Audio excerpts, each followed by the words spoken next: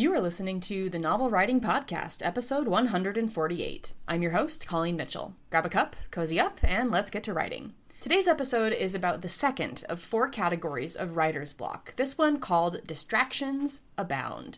If you got this result from our writer's block quiz, then your first stop should be the video Haley made for you. So if you haven't watched that yet, go ahead and pause this first. You back? Great. This episode might be the most relatable one, even if you didn't get this result on the quiz, because we all know the deep shame of staying up too late doom-scrolling social media with no concept of how much time has actually passed. While distractions come in many forms, because our brains are wired to pay attention to anything that moves, makes a noise, or lights up, I'd bet that the one we have the most issues with relates to cell phones. In fact, there's research that if your phone is within your line of sight, even if it's completely powered off, your brain is dedicating valuable attention resources to wondering what notifications you're missing. So while yes, the do not disturb function is an attention saver for sure, it's ultimately not that useful if you keep noticing your phone next to you or on the table in front of you or somewhere on your desk, even if the screen is facing down, even if it's in do not disturb, even if it's powered off. Its very existence is a distraction. It's easy to say just put it in a drawer or in another room, and if that works for you, 100% do it. But some of you are on call 24/7, or can't miss a call from a kid or family member. My best advice for dealing with the phone distractions is to make it as difficult as possible to be distracted by social media in particular. And you can do this by turning off notifications or even deleting the app.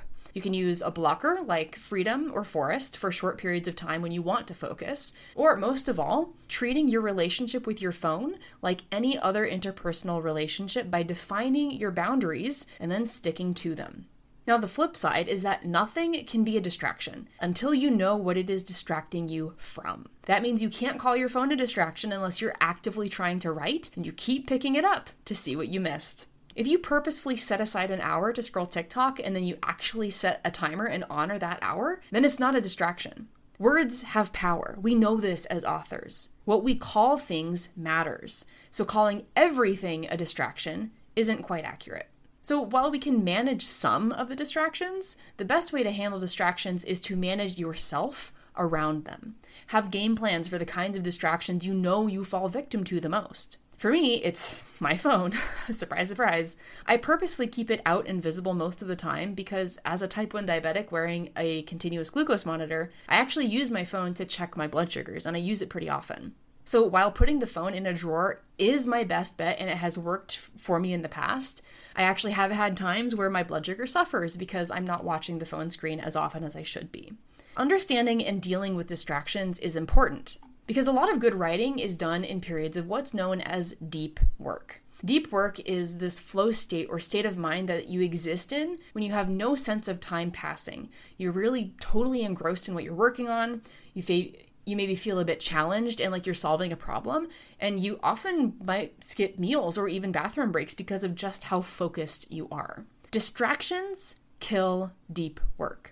This isn't to say that you can't write a book in the margins of your life. For sure you can, and I've seen plenty of authors do it, but it's harder. The first draft isn't as complete as it should be. And while yes, the first draft is supposed to be garbage, first drafts with deep work behind them actually have potential to start out better, and therefore shorten your overall time from blank page to published.